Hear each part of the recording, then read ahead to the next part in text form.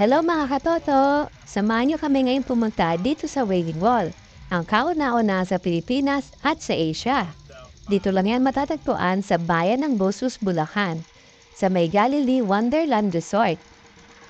Pag pumunta kayo ng Wailing Wall mga katoto, dapat naka-proper attire kayo. Hindi pwede yung naka-chinelas, naka-short, o naka-sando, dahil sacred ang lugar. Pagpasok niya pa lang dito, bubuhat na sa inyo ang Mount Sinai. Tara mga toto, punta muna tayo sa Wailing Wall at mag-alay ng panalangin. Isusulat natin sa isang papel ang ating mga kahiligan ng ating panalangin at magdadasal tayo ng taimtim sa harap ng mga bato. Pagkatapos natin magdasal, ilalagay natin sa bato ang papel na kung saan nakasulat ang ating mga panalangin at kahiligan. Bawal pala mag-picture at mag-video sa loob mga katoto. Tahimik ang lugar, kaya masarap manalangin at magdasal. Puntahan natin ulit ang replika ng Mount Sinai. Malawak ang lugar niya mga katoto. Tamang-tama din ang panahon na pinunta namin, sobrang init.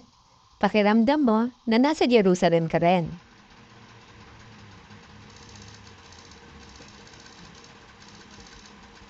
Tara mga katoto, panik tayo sa Mount Sinai.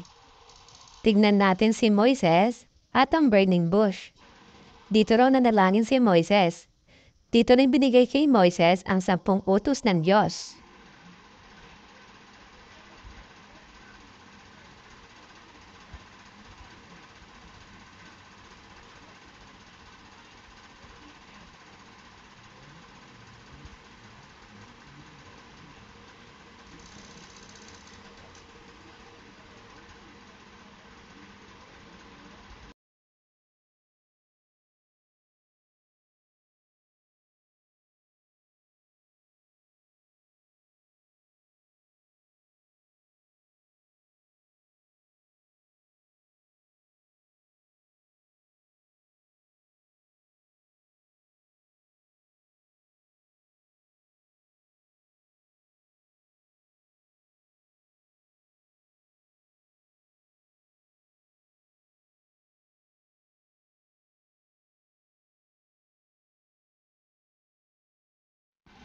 Yun lang mga katoto.